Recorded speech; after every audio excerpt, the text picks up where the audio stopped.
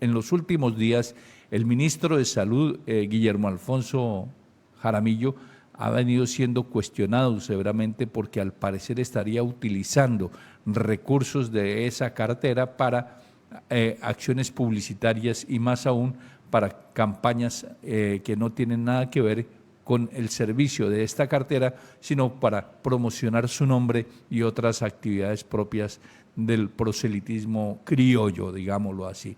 Sobre ese sentido, tenemos el siguiente informe. En el siguiente video, el abogado Abelardo de la Espriella nos ilustra muy bien de un multimillonario robo que están dando, dice de la Espriella, en el Ministerio de Salud, impulsado ese desfalco, esa corrupción en el Ministerio de Salud por Guillermo Jaramillo, el ministro de Salud.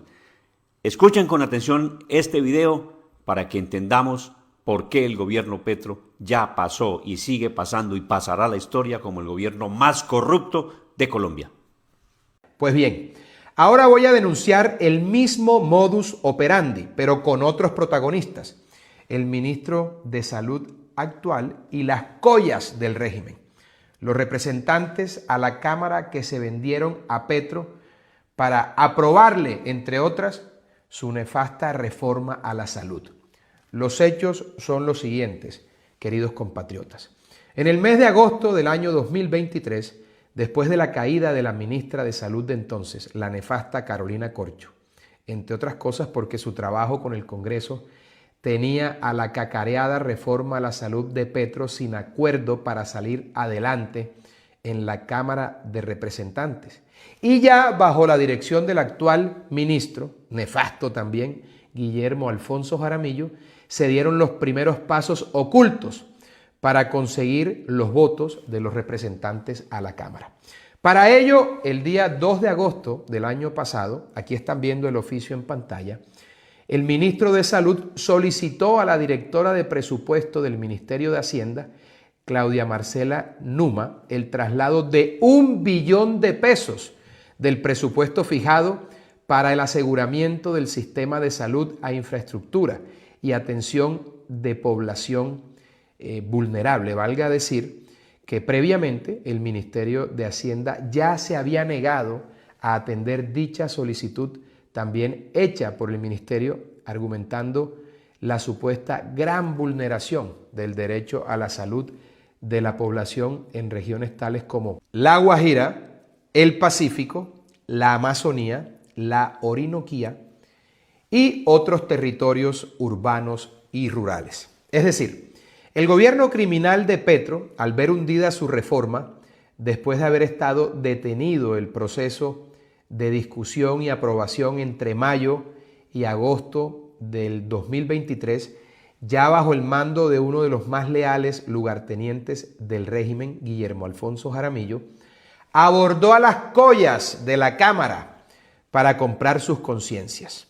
Como resultado de lo anterior, 1 billón de pesos que alimentaban el FOSIGA y estaban destinados a pagar los servicios médicos adeudados por el sistema de salud a los prestadores del servicio, se trasladaron para remunerar a través de obras y contratos de suministros a los torcidos representantes que se vendieron al gobierno de Petro para votar la reforma a la salud.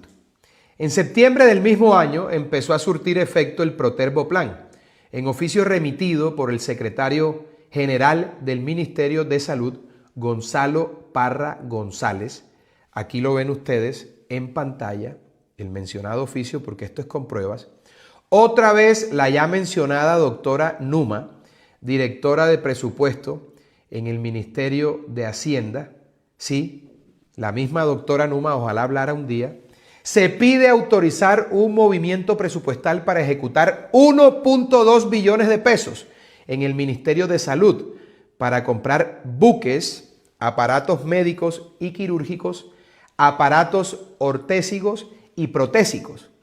Esos movimientos, representados en billones de pesos, fueron música para los oídos de las ratas del Congreso que, después de haber tenido engavetada la discusión de la reforma, tan pronto como los días 6 y 19 de septiembre, votaron y hundieron la ponencia negativa que tenía el proyecto y crearon allí la subcomisión de conciliación a la voz de buques y equipos ortésigos. La Cámara entonces bailó al compás del billete, como puede verse. El 5 de diciembre el gobierno cantó victoria. Los representantes aprobaron 133 de 143 artículos en una reforma a la salud que embutía en los bolsillos del gobierno 21 billones de pesos al año y se usarían, por supuesto, para corromper y seguir corrompiendo y lograr que Petro se atornille al poder. Aquí les dejo un ejemplo de cómo terminan asignados esos recursos. En la resolución del 28 de diciembre del año 2023 que ustedes están viendo en pantalla, Rodolfo Salas, como ministro encargado, ejecutó la movida técnica para concretar los acuerdos políticos negociados por Guillermo Alfonso Jaramillo, ministro titular de la cartera de Salud. Repartió un regalito de santos inocentes de más de 200.000 millones entre afortunados municipios como Mitú, Tasco, Rivera, Santander de Quilichao, San Zenón y otros de igual magnitud. El regalito de los santos inocentes, consistente en equipos médicos, ecógrafos, construcción de edificios, adecuaciones, etc. Esta resolución que ven en pantalla le llevó a Mitú 87.000 millones de pesos. Vaya preocupación por la salud del Baupés. Yo quisiera saber quién es el poderoso en Baupés y qué le están pagando. Lo que seguimos probando es que hay una organización criminal en la que el gobierno presenta sus nefandas reformas y compra a los traidores de la patria, los representantes a la Cámara que venden su actuación dependiendo de su importancia. Los ponentes cobran más que los coordinadores ponentes y estos a su vez recaudan tarifas superiores a los de los que simplemente votan o a la de los que hacen bulto e incluso votan no. En los pasillos del Congreso es un secreto a voces cómo funciona esta banda criminal.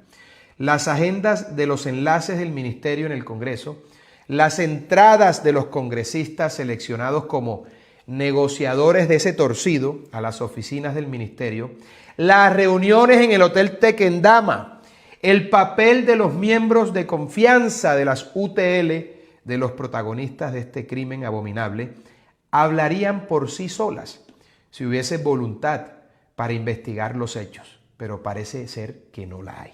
Le pregunto al ministro de Salud, ¿es cierto que hay 3 niveles de congresistas con diferentes tarifas? La de los ponentes, la de los coordinadores ponentes y la de los votantes rasos. ¿Conoce usted, ministro, la existencia de esas tarifas para comprar congresistas? ¿Ha escuchado hablar de los llamados refuerzos? ¿Sabe usted si se asignaron cupos a representantes por hacer quórum, así votaran negativo a la reforma? ¿Qué papel cumplió la representante a la Cámara María Eugenia Lopera, muy cercana al senador Juan Diego Echavarría, el mismo que redactó e impulsó la carta con la que se trasladaron los 200.000 millones de la corrupción a la Unidad Nacional de Gestión de Riesgos?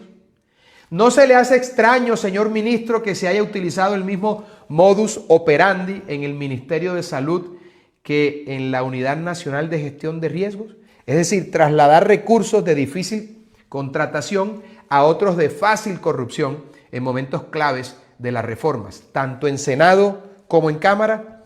¿Quiénes son los Olmedos y los Schneiders del Ministerio de Salud? Hago esta denuncia pública y le pido al Grupo Ciudadano de Defensores de la Patria que me ayude a hacerle seguimiento a lo que las autoridades competentes investiguen sobre estos hechos. Es determinante para la institucionalidad y la democracia castigar a los culpables.